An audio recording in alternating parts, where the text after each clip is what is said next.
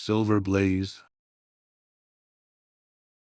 "I am afraid, Watson, that I shall have to go," said Holmes, as we sat down together to our breakfast one morning. "Go? Where to?" "To Dartmoor, to King's Pyland." I was not surprised. Indeed, my only wonder was that he had not already been mixed up in this extraordinary case, which was the one topic of conversation through the length and breadth of England.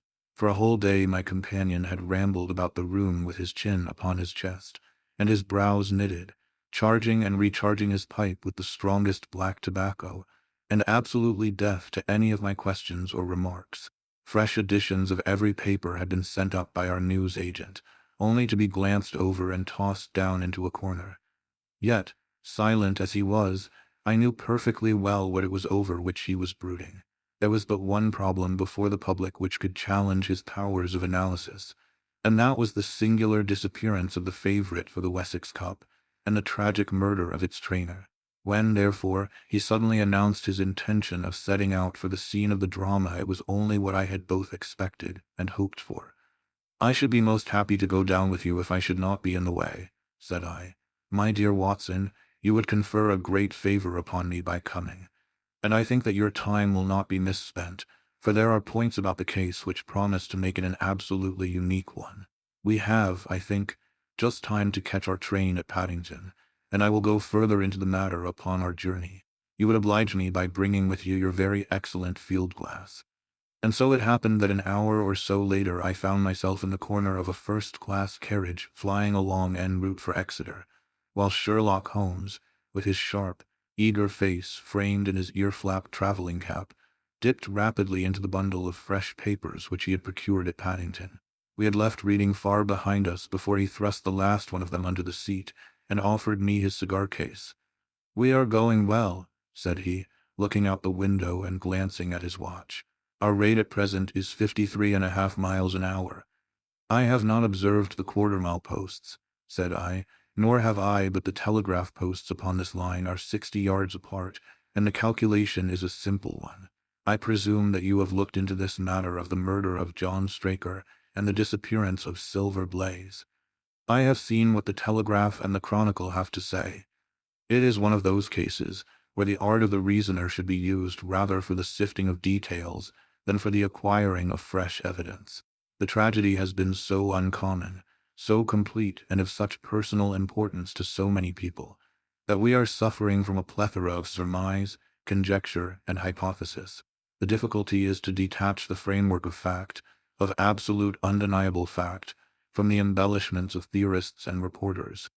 Then, having established ourselves upon this sound basis, it is our duty to see what inferences may be drawn and what are the special points upon which the whole mystery turns.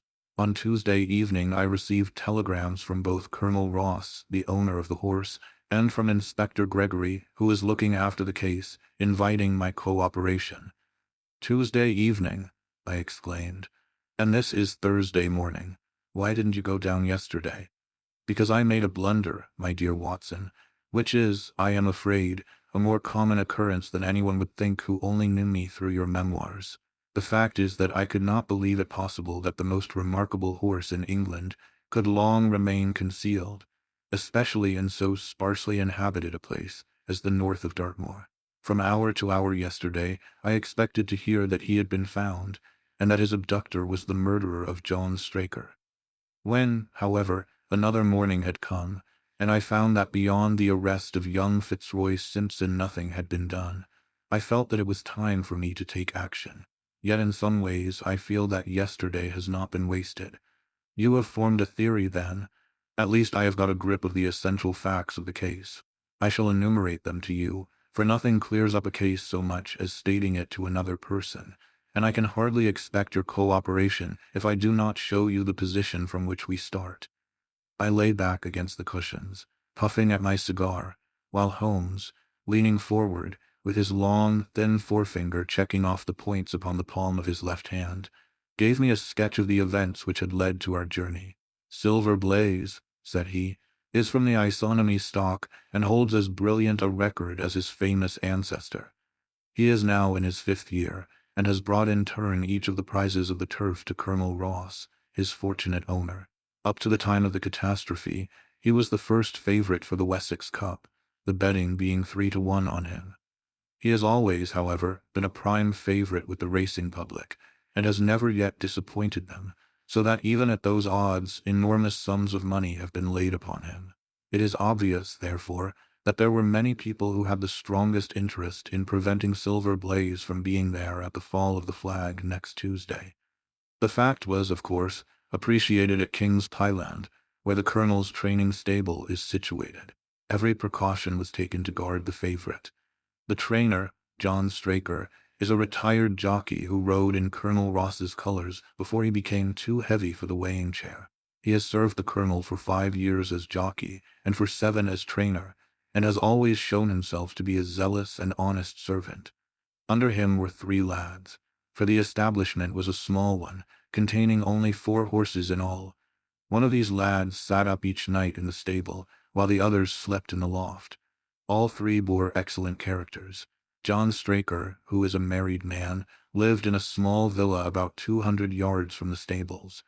He has no children, keeps 1 maidservant, and is comfortably off.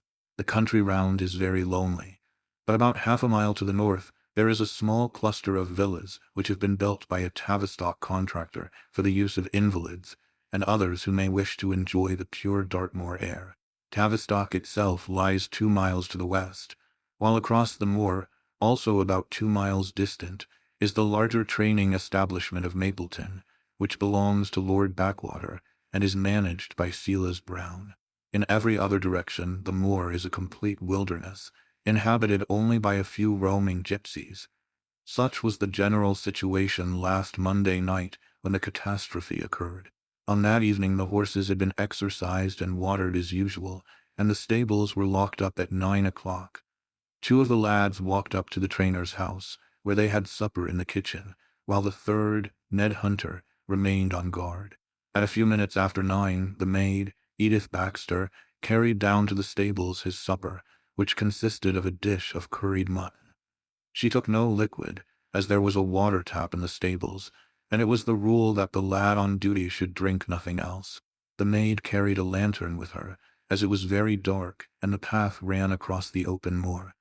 Edith Baxter was within 30 yards of the stables, when a man appeared out of the darkness and called to her to stop. As he stepped into the circle of yellow light thrown by the lantern, she saw that he was a person of gentlemanly bearing, dressed in a grey suit of tweeds, with a cloth cap. He wore gaiters, and carried a heavy stick with a knob to it. She was most impressed, however, by the extreme pallor of his face and by the nervousness of his manner. His age, she thought, would be rather over 30 than under it. "Can you tell me where I am?" he asked. "I had almost made up my mind to sleep on the moor when I saw the light of your lantern." "You are close to the King's Pyland training stables," said she. "Oh, indeed, what a stroke of luck!" he cried. "I understand that a stable boy sleeps there alone every night. Perhaps that is his supper which you are carrying to him. Now I am sure that you would not be too proud to earn the price of a new dress, would you?" He took a piece of white paper folded up out of his waistcoat pocket. "See that the boy has this tonight, and you shall have the prettiest frock that money can buy." She was frightened by the earnestness of his manner, and ran past him to the window through which she was accustomed to hand the meals. It was already opened, and Hunter was seated at the small table inside. She had begun to tell him of what had happened when the stranger came up again. "Good evening," said he, looking through the window. "I wanted to have a word with you." The girl has sworn that as he spoke, she noticed the corner of the little paper packet protruding from his closed hand. "What business have you here?" asked the lad. "It's business that may put something into your pocket," said the other. "You've 2 horses in for the Wessex Cup, Silver Blaze and Bayard. Let me have the straight tip, and you won't be a loser. Is it a fact that at the weights Bayard could give the other 100 yards in 5 furlongs, and that the stable have put their money on him?" "So, you're one of those damned touts," cried the lad. "I'll show you how we serve them in King's Pyland." He sprang up and rushed across the stable to unloose the dog. The girl fled away to the house, but as she ran, she looked back and saw that the stranger was leaning through the window. A minute later, however, when Hunter rushed out with the hound, he was gone, and though he ran all round the buildings, he failed to find any trace of him. "One moment," I asked. "Did the stable boy, when he ran out with the dog, leave the door unlocked behind him?" "Excellent, Watson, excellent," murmured my companion. The importance of the point struck me so forcibly that I sent a special wire to Dartmoor yesterday to clear the matter up. The boy locked the door before he left it. The window, I may add, was not large enough for a man to get through. Hunter waited until his fellow grooms had returned, when he sent a message to the trainer and told him what had occurred. Straker was excited at hearing the account, although he does not seem to have quite realized its true significance. It left him, however, vaguely uneasy, and Mrs. Straker, waking at 1 in the morning, found that he was dressing. In reply to her inquiries, he said that he could not sleep on account of his anxiety about the horses, and that he intended to walk down to the stables to see that all was well. She begged him to remain at home, as she could hear the rain pattering against the window, but in spite of her entreaties, he pulled on his large mackintosh and left the house. Mrs. Straker awoke at 7 in the morning to find that her husband had not yet returned. She dressed herself hastily, called the maid, and set off for the stables. The door was open. Inside, huddled together upon a chair, Hunter was sunk in a state of absolute stupor. The favorite stall was empty, and there were no signs of his trainer. The two lads who slept in the chaff-cutting loft above the harness room were quickly aroused. They had heard nothing during the night, for they are both sound sleepers. Hunter was obviously under the influence of some powerful drug, and as no sense could be got out of him, he was left to sleep it off while the two lads and the two women ran out in search of the absentees.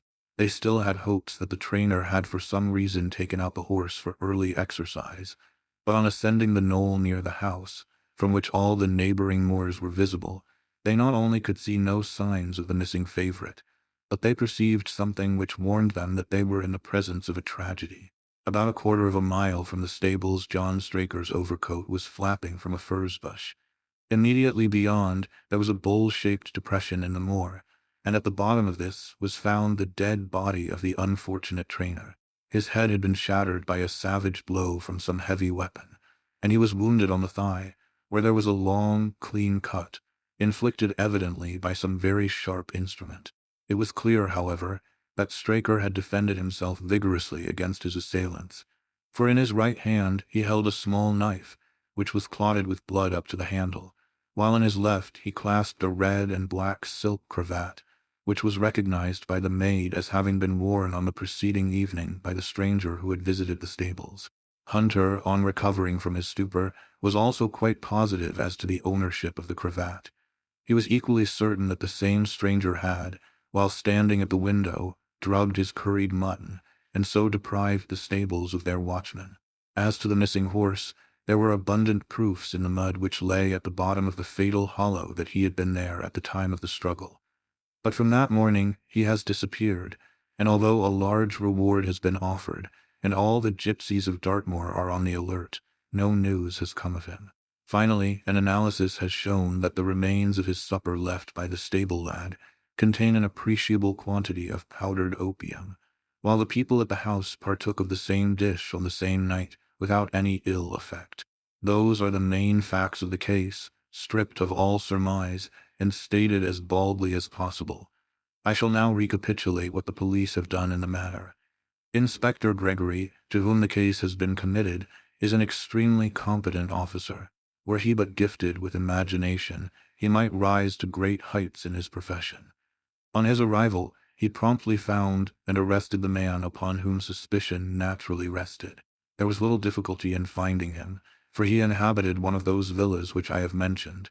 His name, it appears, was Fitzroy Simpson. He was a man of excellent birth and education, who had squandered a fortune upon the turf, and who lived now by doing a little quiet and genteel bookmaking in the sporting clubs of London. An examination of his betting book shows that bets to the amount of £5,000 had been registered by him against the favourite. On being arrested, he volunteered the statement that he had come down to Dartmoor in the hope of getting some information about the King's Highland horses, and also about Desborough, the second favourite, which was in charge of Silas Brown at the Mapleton stables. He did not attempt to deny that he had acted as described upon the evening before, but declared that he had no sinister designs, and had simply wished to obtain first-hand information. When confronted with his cravat, he turned very pale and was utterly unable to account for its presence in the hand of the murdered man. His wet clothing showed that he had been out in the storm of the night before, and his stick, which was a Penang lawyer weighted with lead, was just such a weapon as might, by repeated blows, have inflicted the terrible injuries to which the trainer had succumbed. On the other hand, there was no wound upon his person, while the state of Straker's knife would show that one at least of his assailants must bear his mark upon him. There you have it all in a nutshell, Watson, and if you can give me any light, I shall be infinitely obliged to you. I had listened with the greatest interest to the statement which Holmes, with characteristic clearness, had laid before me. Though most of the facts were familiar to me, I had not sufficiently appreciated their relative importance, nor their connection to each other. "Is it not possible," I suggested, "that the incised wound upon Straker may have been caused by his own knife in the convulsive struggles which follow any brain injury?" "It is more than possible. It is probable," said Holmes. "In that case, one of the main points in favor of the accused disappears." "And yet," said I, "even now I fail to understand what the theory of the police can be." "I am afraid that whatever theory we state has very grave objections to it," returned my companion.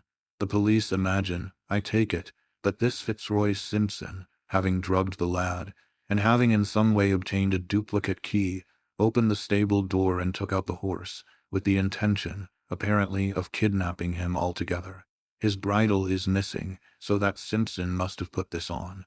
Then, having left the door open behind him, he was leading the horse away over the moor, when he was either met or overtaken by the trainer. A row naturally ensued. Simpson beat out the trainer's brains with his heavy stick, without receiving any injury from the small knife which Straker used in self-defense, and then the thief either led the horse on to some secret hiding place, or else it may have bolted during the struggle, and be now wandering out on the moors.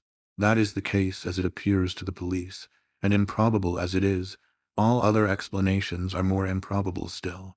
However, I shall very quickly test the matter when I am once upon the spot, and until then I cannot really see how we can get much further than our present position. It was evening before we reached the little town of Tavistock, which lies, like the boss of a shield, in the middle of the huge circle of Dartmoor. Two gentlemen were awaiting us in the station. The one a tall, fair man with lion-like hair and beard and curiously penetrating light blue eyes. The other a small, alert person, very neat and dapper, in a frock coat and gaiters, with trim little side whiskers and an eyeglass. The latter was Colonel Ross, the well-known sportsman. The other, Inspector Gregory, a man who was rapidly making his name in the English detective service. "I am delighted that you have come down, Mr. Holmes," said the colonel. "The inspector here has done all that could possibly be suggested, but I wish to leave no stone unturned in trying to avenge poor Straker and in recovering my horse." "Have there been any fresh developments?" asked Holmes. "I am sorry to say that we have made very little progress," said the inspector. "We have an open carriage outside, and as you would no doubt like to see the place before the light fails, we might talk it over as we drive." A minute later we were all seated in a comfortable landau, and were rattling through the quaint old Devonshire city. Inspector Gregory was full of his case, and poured out a stream of remarks, while Holmes threw in an occasional question or interjection. Colonel Ross leaned back with his arms folded, and his hat tilted over his eyes, while I listened with interest to the dialogue of the two detectives. Gregory was formulating his theory, which was almost exactly what Holmes had foretold in the train. "The net is drawn pretty close round Fitzroy Simpson," he remarked, "and I believe myself that he is our man. At the same time, I recognize that the evidence is purely circumstantial, and that some new development may upset it. How about Straker's knife? We have quite come to the conclusion that he wounded himself in his fall. My friend Dr. Watson made that suggestion to me as we came down. If so, it would tell against this man Simpson. Undoubtedly. He has neither a knife nor any sign of a wound. The evidence against him is certainly very strong. He had a great interest in the disappearance of the favorite. He lies under suspicion of having poisoned the stable boy. He was undoubtedly out in the storm. He was armed with a heavy stick, and his cravat was found in the dead man's hand. I really think we have enough to go before a jury. Holmes shook his head. "A clever counsel would tear it all to rags," said he. "Why should he take the horse out of the stable? If he wished to injure it, why could he not do it there? Has a duplicate key been found in his possession? What chemist sold him the powdered opium? Above all, where could he, a stranger to the district, hide a horse, and such a horse as this? What is his own explanation as to the paper which he wished the maid to give to the stable boy? He says that it was a 10-pound note. One was found in his purse. But your other difficulties are not so formidable as they seem. He is not a stranger to the district. He has twice lodged at Tavistock in the summer. The opium was probably brought from London. The key, having served its purpose, would be hurled away. The horse may be at the bottom of one of the pits or old mines upon the moor. What does he say about the cravat? He acknowledges that it is his, and declares that he had lost it. But a new element has been introduced into the case, which may account for his leading the horse from the stable." Holmes pricked up his ears. "We have found traces which show that a party of gypsies encamped on Monday night within a mile of the spot where the murder took place. On Tuesday they were gone. Now, presuming that there was some understanding between Simpson and these gypsies, might he not have been leading the horse to them when he was overtaken, and may they not have him now? It is certainly possible. The moor is being scoured for these gypsies. I have also examined every stable and outhouse in Tavistock, and for a radius of 10 miles. There is another training stable quite close, I understand. Yes, and that is a factor which we must certainly not neglect. As Desparrow, their horse, was second in the betting, they had an interest in the disappearance of the favorite. Silas Brown, the trainer, is known to have had large bets upon the event, and he was no friend to poor Straker. We have, however, examined the stables, and there is nothing to connect him with the affair. And nothing to connect this man Simpson with the interests of the Mapleton stables. Nothing at all." Holmes leaned back in the carriage, and the conversation ceased. A few minutes later our driver pulled up at a neat little red brick villa with overhanging eaves which stood by the road. Some distance off, across a paddock, lay a long grey-tiled outbuilding. In every other direction, the low curves of the moor, bronze-colored from the fading ferns, stretched away to the skyline, broken only by the steeples of Tavistock, and by a cluster of houses away to the westward, which marked the Mapleton stables. We all sprang out with the exception of Holmes, who continued to lean back with his eyes fixed upon the sky in front of him, entirely absorbed in his own thoughts. It was only when I touched his arm that he roused himself with a violent start and stepped out of the carriage. "Excuse me," said he, turning to Colonel Ross, who had looked at him in some surprise. "I was daydreaming." There was a gleam in his eyes and a suppressed excitement in his manner which convinced me, used as I was to his ways, that his hand was upon a clue, though I could not imagine where he had found it. "Perhaps you would prefer at once to go on to the scene of the crime, Mr. Holmes," said Gregory. "I think that I should prefer to stay here a little and go into one or two questions of detail. Straker was brought back here, I presume?" "Yes, he lies upstairs. The inquest is tomorrow. He has been in your service some years, Colonel Ross. I have always found him an excellent servant. I presume that you made an inventory of what he had in his pockets at the time of his death. Inspector, I have the things themselves in the sitting room, if you would care to see them." "I should be very glad." We all filed into the front room and sat round the central table while the inspector unlocked a square tin box and laid a small heap of things before us.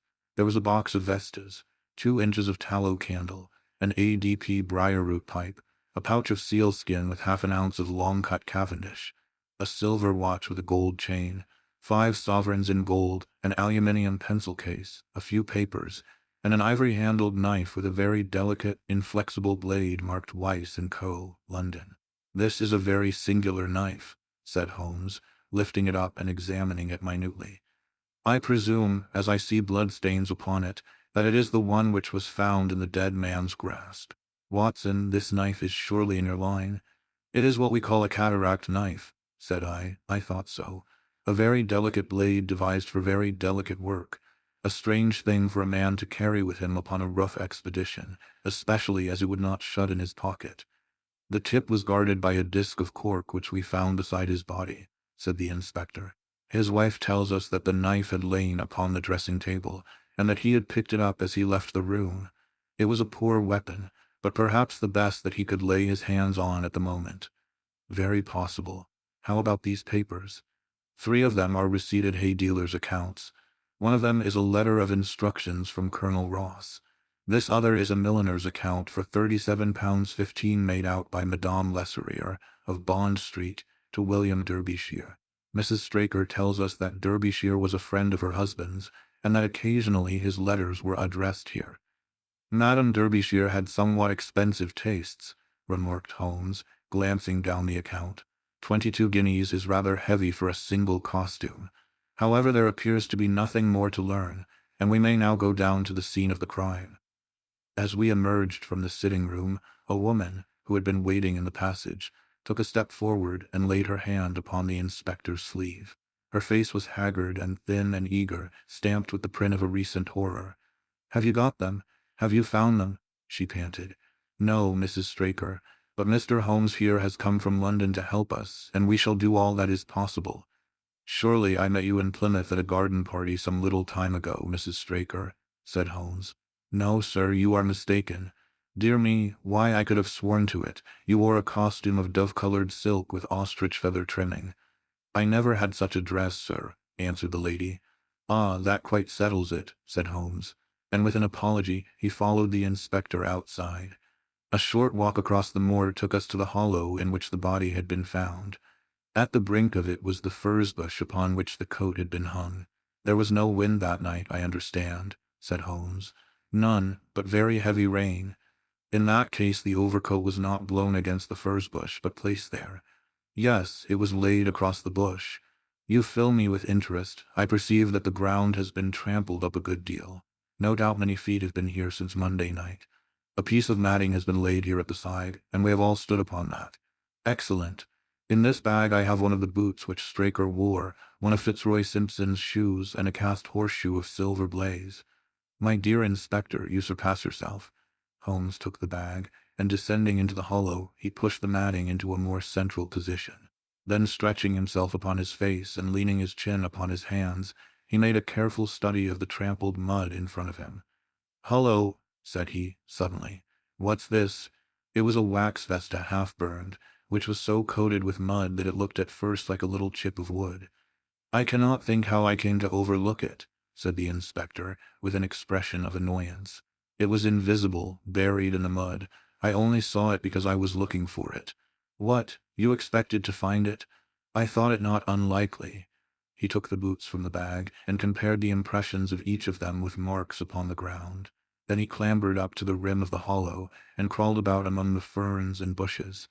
"I am afraid that there are no more tracks," said the inspector. "I have examined the ground very carefully for 100 yards in each direction." "Indeed," said Holmes, rising. "I should not have the impertinence to do it again after what you say. But I should like to take a little walk over the moor before it grows dark, that I may know my ground tomorrow, and I think that I shall put this horseshoe into my pocket for luck." Colonel Ross, who had shown some signs of impatience at my companion's quiet and systematic method of work, glanced at his watch. "I wish you would come back with me, Inspector," said he. "There are several points on which I should like your advice, and especially as to whether we do not owe it to the public to remove our horse's name from the entries for the cup." "Certainly not," cried Holmes, with decision. "I should let the name stand." The colonel bowed. "I am very glad to have had your opinion, sir," said he. "You will find us at poor Straker's house when you have finished your walk, and we can drive together into Tavistock." He turned back with the inspector, while Holmes and I walked slowly across the moor. The sun was beginning to sink behind the stables of Mapleton, and the long, sloping plain in front of us was tinged with gold, deepening into rich, ruddy browns, where the faded ferns and brambles caught the evening light. But the glories of the landscape were all wasted upon my companion, who was sunk in the deepest thought. "It's this way, Watson," said he at last. "We may leave the question of who killed John Straker for the instant, and confine ourselves to finding out what has become of the horse. Now, supposing that he broke away during or after the tragedy, where could he have gone to? The horse is a very gregarious creature. If left to himself, his instincts would have been either to return to King's Pyland or go over to Mapleton. Why should he run wild upon the moor? He would surely have been seen by now. And why should gypsies kidnap him? These people always clear out when they hear of trouble, for they do not wish to be pestered by the police. They could not hope to sell such a horse. They would run a great risk and gain nothing by taking him. Surely that is clear. Where is he, then? I have already said that he must have gone to King's Pyland or to Mapleton. He is not at King's Pyland. Therefore he is at Mapleton. Let us take that as a working hypothesis and see what it leads us to. This part of the moor, as the inspector remarked, is very hard and dry, but it falls away towards Mapleton, and you can see from here that there is a long hollow over yonder, which must have been very wet on Monday night. If our supposition is correct, then the horse must have crossed that, and there is the point where we should look for his tracks. We had been walking briskly during this conversation, and a few more minutes brought us to the hollow in question. At Holmes' request, I walked down the bank to the right, and he to the left, but I had not taken 50 paces before I heard him give a shout, and saw him waving his hand to me. The track of a horse was plainly outlined in the soft earth in front of him, and the shoe which he took from his pocket exactly fitted the impression. "See the value of imagination," said Holmes. "It is the one quality which Gregory lacks. We imagined what might have happened, acted upon the supposition, and find ourselves justified. Let us proceed." We crossed the marshy bottom and passed over a quarter of a mile of dry, hard turf. Again the ground sloped, and again we came on the tracks. Then we lost them for half a mile, but only to pick them up once more quite close to Mapleton. It was Holmes who saw them first, and he stood pointing with a look of triumph upon his face. A man's track was visible beside the horse's. "The horse was alone before," I cried. "Quite so, it was alone before. Hullo, what is this?" The double track turned sharp off and took the direction of King's Pyland. Holmes whistled, and we both followed along after it. His eyes were on the trail, but I happened to look a little to one side, and saw to my surprise the same tracks coming back again in the opposite direction. "One for you, Watson," said Holmes when I pointed it out. "You have saved us a long walk which would have brought us back on our own traces.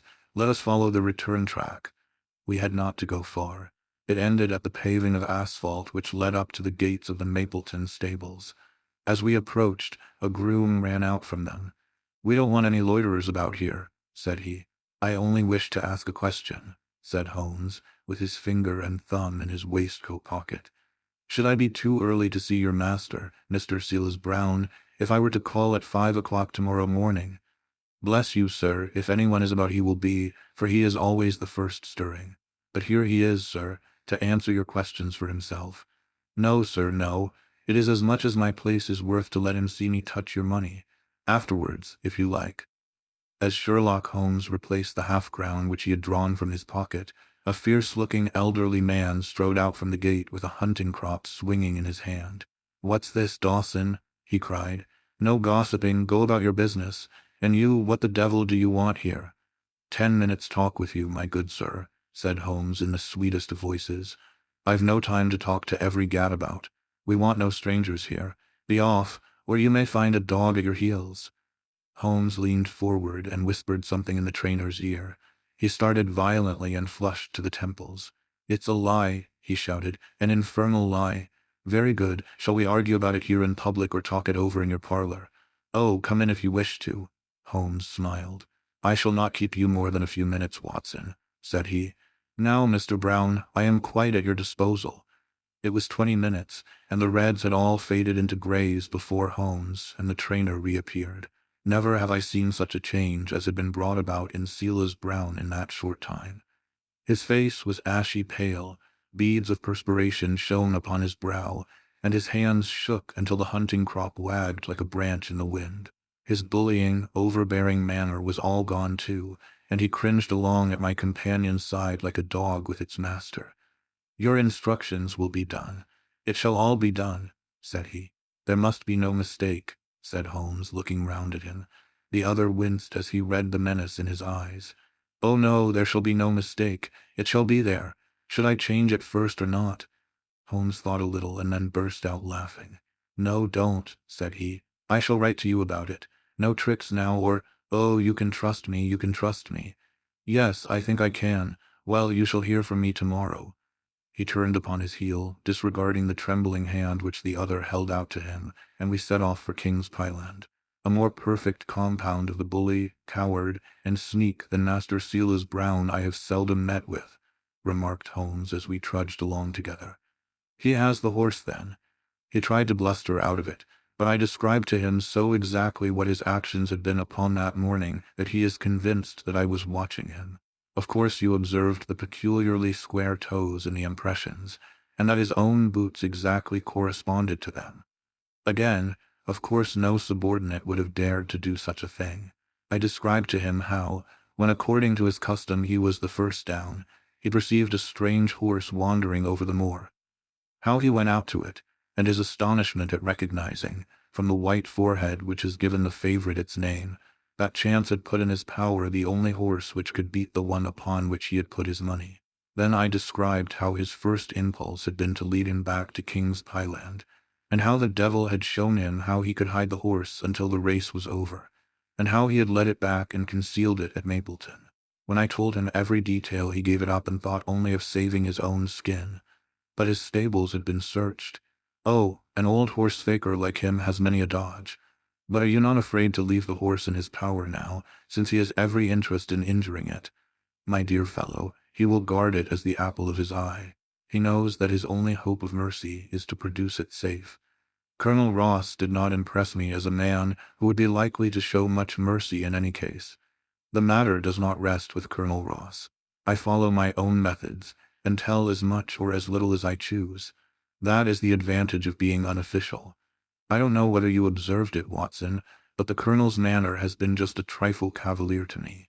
I am inclined now to have a little amusement at his expense. Say nothing to him about the horse.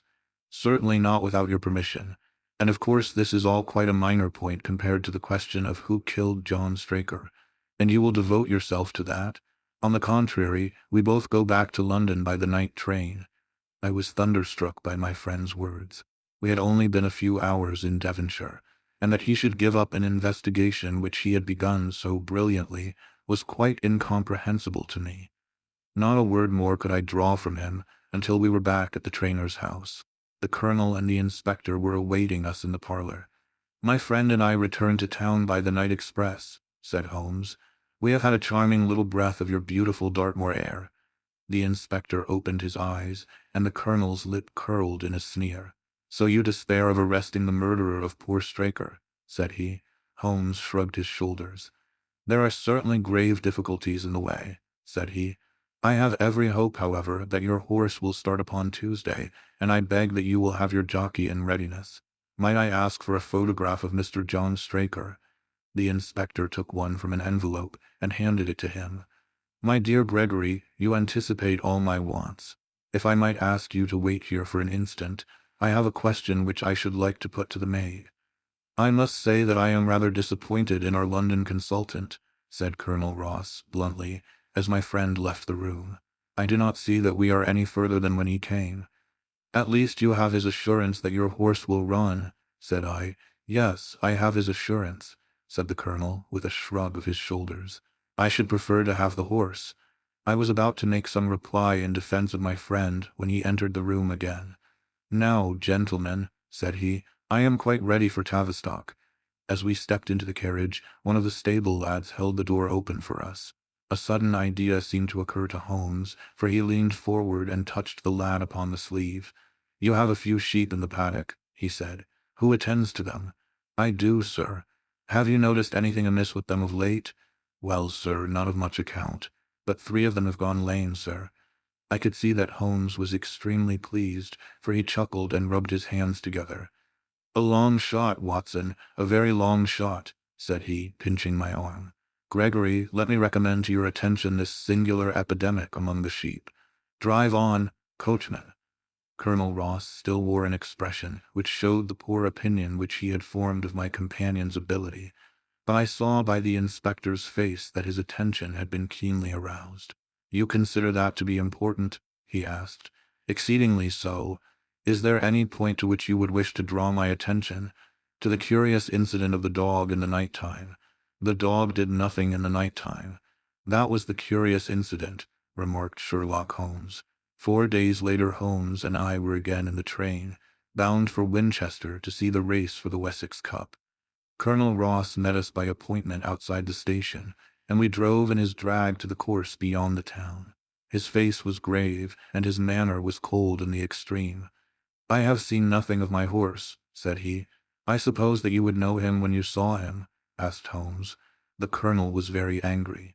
"I have been on the turf for 20 years, and never was asked such a question as that before," said he.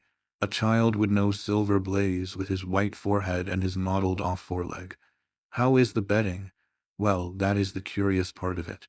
You could have got 15 to 1 yesterday, but the price has become shorter and shorter, until you can hardly get 3 to 1 now." Said Holmes. "Somebody knows something, that is clear." As the drag drew up in the enclosure near the grand stand, I glanced at the card to see the entries. It ran, Wessex plate, 50 sovs each HFG with 1,000 sovs added for 4 and 5-year-olds. Second, £300.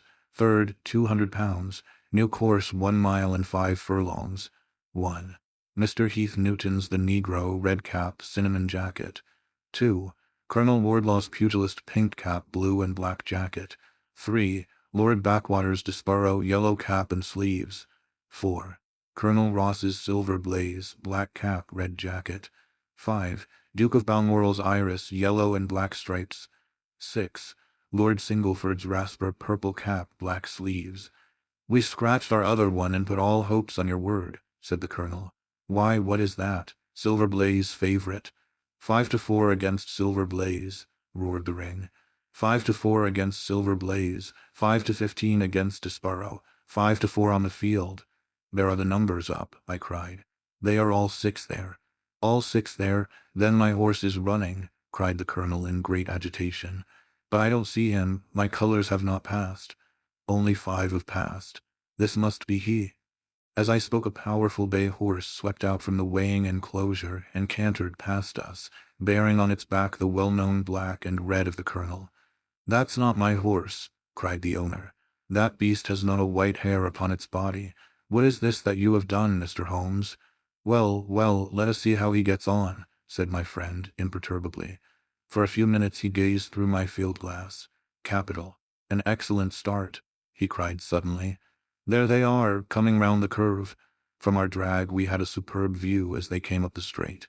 The 6 horses were so close together that a carpet could have covered them, but halfway up the yellow of the Mapleton stable showed to the front. Before they reached us, however, Desparrow's bolt was shot, and the colonel's horse, coming away with a rush, passed the post a good 6 lengths before its rival, the Duke of Balmoral's Iris making a bad third. "It's my race, anyhow," gasped the colonel, passing his hand over his eyes. "I confess that I can make neither head nor tail of it. Don't you think that you have kept up your mystery long enough, Mr. Holmes?" "Certainly, Colonel, you shall know everything. Let us all go round and have a look at the horse together. Here he is," he continued, as we made our way into the weighing enclosure, where only owners and their friends find admittance.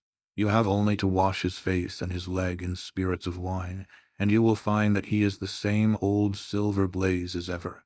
You take my breath away. I found him in the hands of a faker, and took the liberty of running him just as he was sent over. My dear sir, you have done wonders. The horse looks very fit and well. It never went better in its life. I owe you 1,000 apologies for having doubted your ability. You have done me a great service by recovering my horse. You would do me a greater still if you could lay your hands on the murderer of John Straker." "I have done so," said Holmes quietly. The colonel and I stared at him in amazement. "You have got him? Where is he, then?" "He is here." "Here? Where?" "In my company at the present moment." The colonel flushed angrily. "I quite recognize that I am under obligations to you, Mr. Holmes," said he, "but I must regard what you have just said as either a very bad joke or an insult." Sherlock Holmes laughed. "I assure you that I have not associated you with the crime, Colonel," said he. "The real murderer is standing immediately behind you." He stepped past and laid his hand upon the glossy neck of the thoroughbred. "The horse!" cried both the colonel and myself. "Yes, the horse, and it may lessen his guilt if I say that it was done in self-defense, and that John Straker was a man who was entirely unworthy of your confidence.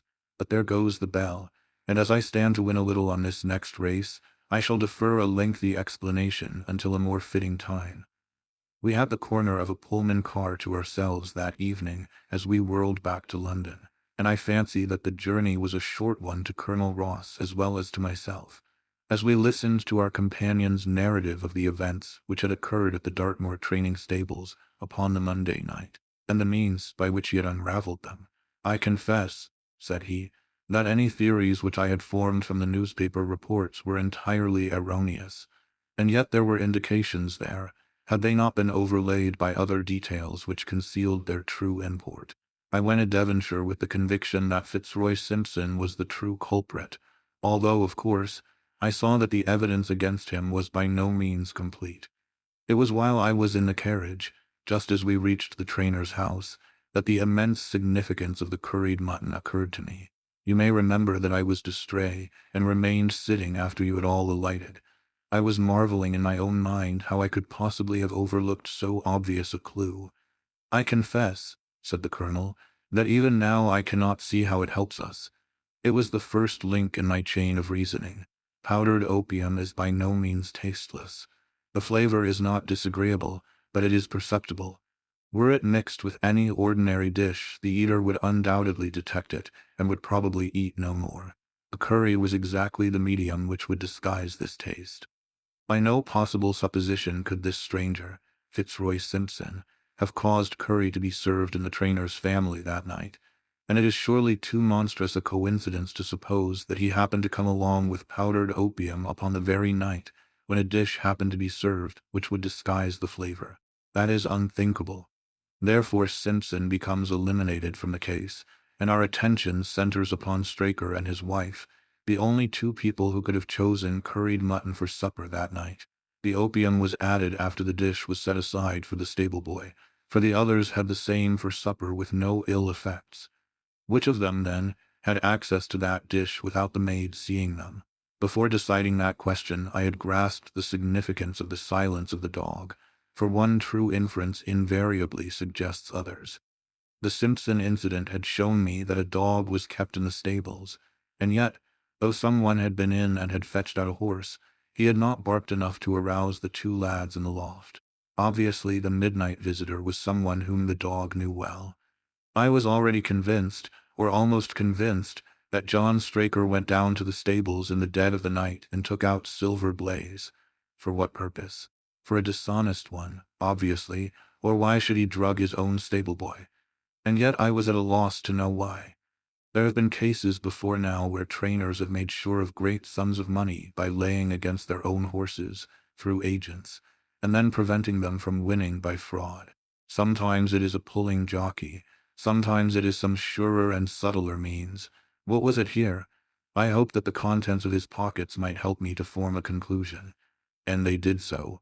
You cannot have forgotten the singular knife which was found in the dead man's hand, a knife which certainly no sane man would choose for a weapon. It was, as Dr. Watson told us, a form of knife which is used for the most delicate operations known in surgery, and it was to be used for a delicate operation that night. You must know, with your wide experience of turf matters, Colonel Ross, that it is possible to make a slight nick upon the tendons of a horse's ham, and to do it subcutaneously, so as to leave absolutely no trace. A horse so treated would develop a slight lameness, which would be put down to a strain in exercise or a touch of rheumatism, but never to foul play. "Villain, scoundrel," cried the colonel, "we have here the explanation of why John Straker wished to take the horse out on to the moor. So spirited a creature would have certainly roused the soundest of sleepers when it felt the prick of the knife. It was absolutely necessary to do it in the open air. I have been blind," cried the colonel. "Of course that was why he needed the candle and struck the match." "Undoubtedly. But in examining his belongings I was fortunate enough to discover not only the method of the crime, but even its motives. As a man of the world, Colonel, you know that men do not carry other people's bills about in their pockets. We have most of us quite enough to do to settle our own. I at once concluded that Straker was leading a double life and keeping a second establishment.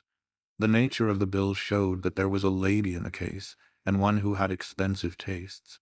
Liberal as you are with your servants, One can hardly expect that they can buy 20-guinea walking dresses for their ladies.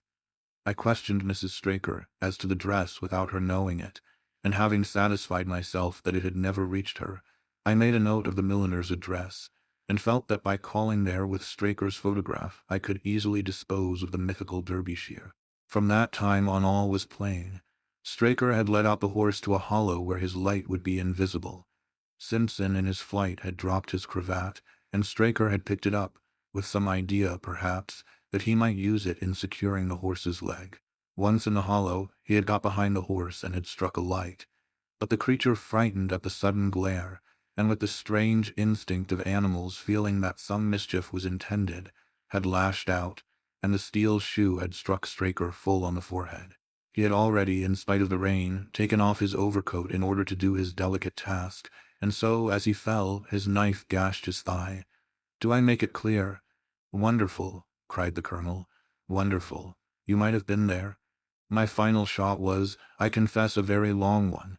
It struck me that so astute a man as Straker would not undertake this delicate tendon-nicking without a little practice. What could he practice on? My eyes fell upon the sheep, and I asked a question which, rather to my surprise, showed that my surmise was correct. When I returned to London, I called upon the milliner, who had recognized Straker as an excellent customer of the name of Derbyshire, who had a very dashing wife, with a strong partiality for expensive dresses. I have no doubt that this woman had plunged him over head and ears in debt, and so led him into this miserable plot. You have explained all but one thing, cried the colonel. Where was the horse? Ah, it bolted, and was cared for by one of your neighbors. We must have an amnesty in that direction, I think. This is Clapham Junction, if I am not mistaken, and we shall be in Victoria in less than 10 minutes. If you care to smoke a cigar in our rooms, Colonel, I shall be happy to give you any other details which might interest you.